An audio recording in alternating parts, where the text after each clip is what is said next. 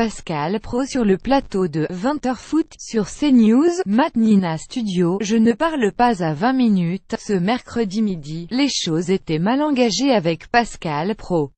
C'est dommage. On prépare un article sur vous et on aimerait vous laisser la parole, a-t-on plaidé à l'autre bout du fil. L'animateur de l'heure des pros et 20h Foot sur CNews a finalement consenti à nous donner adresse mail, pour qu'il puisse nous répondre par écrit et s'assurer ainsi que ses propos ne seraient pas déformés. On a envoyé les questions, sans être assuré d'avoir un retour, du moins avant la publication du papier.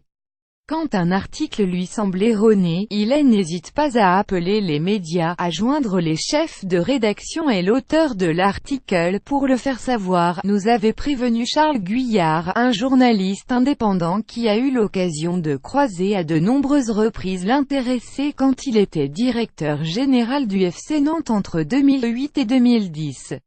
Je sais que ce que je dirai pourra être mal interprété. 2 heures plus tard, le téléphone. Pascal Praud s'est ravisé. Il mentionne un ancien contentieux avec un journaliste de la rédaction de 20 minutes et déplore qu'un autre de nos collègues ait titré, au sujet d'un récent numéro de 20h Foot, Pascal Praud agresse le chroniqueur Rost sur la question du racisme dans l'affaire Evra.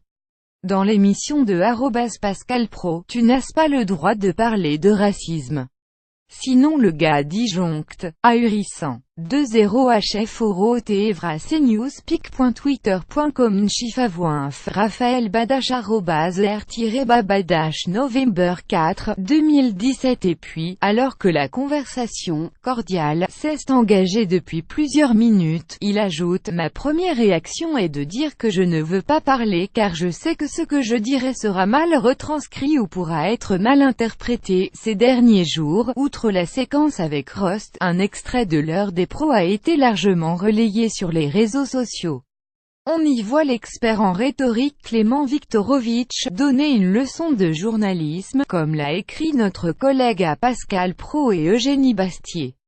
Résultat, une pluie de tweets critiques ou acerbes. Les réseaux sociaux ne traduisent pas la réalité de l'opinion publique. Je vous mets en garde de regarder le monde à l'aune de Twitter. Je ne suis pas qu'un arbitre qui compte les points dans les débats que j'anime. Il m'arrive d'apporter la contradiction à mes invités, d'exprimer un désaccord avec eux. Dès lors, j'accepte qu'on puisse me reprocher ce rôle, nous répond Pascal Praud.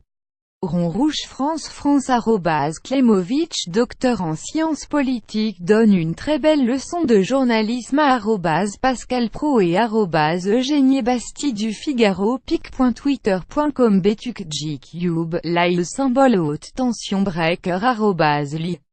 Breaker November 6, 2017. Je suis dans le coup de gueule, au téléphone, il en rappelant que Clément Viktorovitch intervient tous les jours dans l'heure des pros. On a deux sensibilités différentes, deux manières d'aborder les choses. Je suis dans le coup de gueule et lui, dans la réflexion.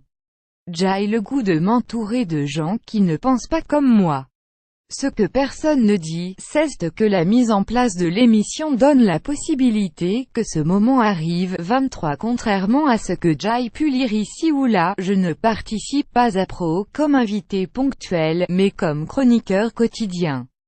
Jen profite pour remercier @CNews et @Pascal Praud, qui accepte de donner un espace de liberté à l'universitaire trublion que je suis. Clément Viktorovitch @Klemovitch November 7, 2017. Pascal Praud, sur le petit écran, cherche se différencier, à ne pas faire la même chose que les autres. J'essaie de me mettre à la place des personnes devant leur téléviseur, de traduire intuitivement l'opinion majoritaire sur un sujet à ce moment-là. Je peux me tromper, du populisme il s'en défend, j'ai la fibre populaire, avance-t-il en rappelant qu'au cours de sa carrière il a travaillé pour RTL, TF1. Il ne pense pas davantage être un sanguin, même s'il lui arrive de hausser la voix face à ses interlocuteurs, de s'agacer, de s'indigner.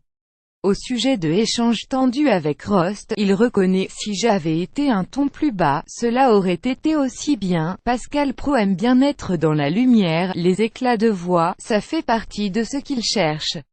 Il a un côté comédien. Pour lui la télé, c'est du spectacle, glisse un ancien d'ITélé qui a quitté la chaîne avant qu'elle devienne CNews.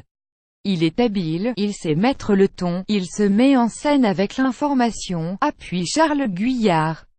Il aime bien être dans la lumière, occuper l'espace. Il est un peu en représentation, il y a une grande part de théâtre chez lui. Ça fait partie du personnage, ça provoque le buzz, suggère l'une de ses collègues de l'antenne de RTL. Je ne crois pas jouer un rôle, estime pour sa part Pascal Praud. Il me semble être un peu toujours pareil, à la ville comme à l'écran, l'homme d'affaires Waldemar Kita, le président du FC Nantes, dont il est resté proche, abonde, et il est à la télévision comme dans la vie, naturel. C'est un garçon gentil, poli, bien éduqué, respectueux, et d'ajouter, son seul défaut, c'est que, quand il a une vision, une idée, il y tient et va jusqu'au bout. Mais est-ce vraiment un défaut au sujet de cet entêtement ou faudrait-il parler de ténacité? Pascal Praud s'amuse, je suis assez d'accord avec l'ami Waldemar. En même temps, il est le congélateur qui reproche au réfrigérateur d'être trop froid, de la frilosité, on en a ressenti de la part de plusieurs des ex ou actuels collègues de Pascal Praud, réticents à l'idée de s'exprimer sur le sujet. Même sous couvert d'anonymat. Je ne suis pas dupe, je sais très bien ce que certains pensent de moi, confie Pascal Praud au téléphone. Ce qu'il dirait à ses détracteurs, qu'ils continuent à me regarder, les réponses suivies d'un astérisque et celles qui nous parvenues par mail.